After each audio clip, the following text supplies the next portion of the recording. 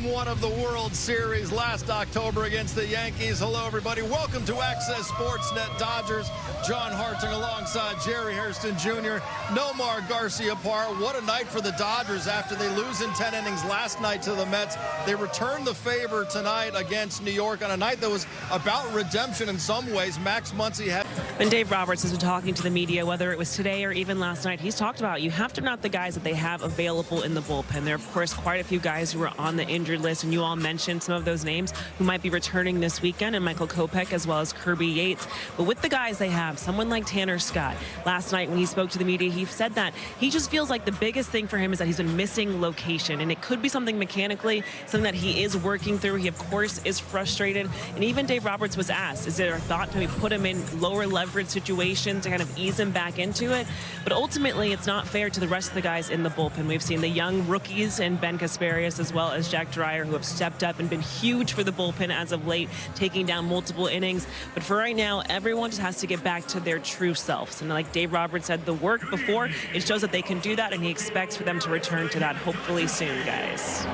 And the bottom line is if the Dodgers are going to get where they want to go, Kirsten, they will need Tanner Scott to be Tanner Scott once again. Thank you very much. Right now, let's take a look at how Dave Roberts is stacking his lineup against the Mets right-hander Tylor Megill. You've got the newly named NL Player of the Month, Shohei Ohtani, leading things off. Mookie Betts back in there after breaking his toe on the off-day Thursday. Freddie Freeman bats third, followed by Teoscar Hernandez and then Will Smith. Max Muncy's at third base. Andy Pages in center. Michael Conforto will get the start in left field batting eighth. And then it's Haesung Kim playing second base behind Clayton Kershaw batting ninth. Jerry, what sticks out to you? I'm looking at the big show, Shohei Ohtani. He was just named NL Player of the Month of May. He hit a lot of home runs in the month of May. Record-breaking home runs for Shohei Ohtani. He continues to stay hot with the bat. Well, I'm looking at the bottom part of the lineup with Haesung Kim. You know, going out there, getting an opportunity. We talk about how important and what he's been doing to be able to get on base so Ohtani could bat with somebody on base. And he did that last night, a huge infield single that set the stage for Shohei to tie the game with the sacrifice fly. Now, Nomar, there's not really a whole lot you can do with a broken toe. Out. In the least shocking news of the day, Shohei Ohtani named the National League Player of the Month for May. Look at these numbers. In 27 games, hit .309, the OPS, almost 1,200. Hit 15 homers, 27 RBIs. He scored 31 runs. Those 15 home runs, by the way, in May, tied Duke Snider and Pedro Guerrero for most homers in Dodgers history in any calendar month. And he already holds the Dodgers single-season record for home runs and extra base hits, even WAR if you like that stat. The only player in MLB history, Jerry, as we know, with a 50-50 season. When it's all said and done at the end of this 10-year deal, he could hold every Dodgers record offensively in the books. Now, listen, we've stated numerous times, when it's all said and done, he may go down as the greatest baseball player that has ever played this great historic game. Shohei Ohtani, since he's put on a Dodger blue, he has been so impressive. I love the bat speed. I love the power. I love the speed on the bases.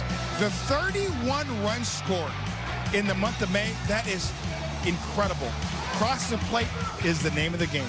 Well, listen, when you are rewriting the history books in a historic franchise like the Dodgers, you're more than likely going to win Player of the Month. I mean, let's face it, because of all the great players. But he is so dynamic. It is so fun to watch. And you're right. When it's all said and done, you know, his name is going to be at the top of this historic franchise in numerous categories. Well, listen, really quick. I thought he would have a little drop-off in the month of May because he started doing bullpens and started having simulated games because, you know, he's going to be tired. No, he continued to be on a tear offensive. How dare you doubt Shohei Ohtani continues to do incredible things, and he will be back on the mound in the near future for the Dodgers as well for the first time in a Dodger uniform. Max, you have been on fire as of late, but to have another multi-home run game today, tell me, does it feel like things are just clicking right now offensively? Yeah, those felt good tonight. It was nice to keep us in the game. Unfortunately, it's my fault we were almost out of the game, so felt nice to make up for that mistake earlier. How redeeming is that for you when you can come in clutch offensively to pick up behind a defensive error? It was huge for me. You know, it was just a tough one, and you know, I felt like Kirsch was kind of getting in a groove, and I ruined it for him. And so to be able to come back and and keep us right back in this game. It was, for me, it was huge. For these results offensively, though, I know we've talked about just the grind of this year. Do you feel like you've turned a corner offensively when you look at the results, especially with this weekend and today? I hope so. You just got to keep looking at the positives, keep building on it, keep trying to move forward, and just trying to carry it over day to day. When you look at this win, how important was it for you guys to come back? You look at last night for Tanner Scott to have that moment to redeem himself as well. Yeah, it was big for us. Lost a couple in a row, so to be able to get out of that little funk, it's big for us to get, just try to take tonight, move on to tomorrow, and keep moving forward with it. All right, well, Max, congratulations on this win tonight. Thank you. Look at today's outing. I know you've talked about you're still looking to get to where you really want to be. Did you find that was a bit of a grind today? And how did you find weather settling in, especially in this middle innings in your outing? Yeah, I just didn't make enough good pitches. I got ahead of some guys, gave us some two-strike hits, walked guys, gave us some hard hit balls. So, overall, not a great day. But, the team played great, bailed me out, got a big win there. Freddie with the big knock, Months with 2 homers, so that was great to see. We've lost a couple in a row, so it was nice to get that win today. But yeah, just need to pitch better. Max talked about how he felt that just with the error, and he felt like you were in a good spot. And he took a lot of responsibility of that, but then to come back with the home run felt huge. Just to see how he's brought just the power back to his game. Does it seem like he's getting back to his true self offensively? Yeah, that's part of being on a team. Is we just try to pick each other up, and he kind of made a tough play there, no big deal, but he's swinging the bat awesome right now. So happy for him. Obviously, I know it felt good to hit that second one for sure, but it felt good for me too to see. So that was great. But errors happen. That's part of the game, and we're all doing the best we can. As you kind of pile up these starts, are you getting a clearer idea of how you're going to get to where you want to get to? Yeah, I think so. It's kind of in and out for me. I think I'll go on a stretch of making 10 or 11 good pitches in a row, and then just make enough bad ones to get some damage done against me. So I just need to put it together for a whole game, figure out how to do that, which I think I can do and will do. Just better be soon. At this point, are you kind of able to differentiate between, kind of you haven't pitched in a while, you are coming off, surgery and stuff, just kind of the rustiness, so to speak, and just kind of where you are at 37 years old? Yeah, physically I feel great. I don't feel old.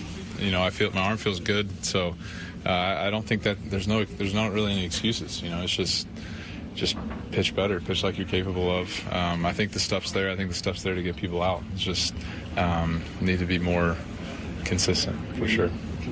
Those 2-strike at bats that you can finish off, where the execution of the pitches kind of where you're looking for, how do you kind of see I think those? If it was, it would have ended the at bat, So I haven't looked at it again. I felt like, especially.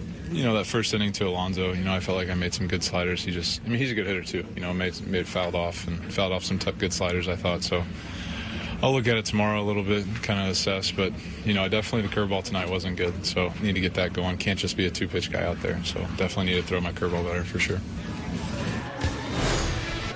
That's a really good bounce-back effort tonight for Tanner Scott, and also a nice bounce-back effort by the Dodgers as they even up this 4-game series at 1 apiece. Let's go right back inside because Dave Roberts is talking with the media as well.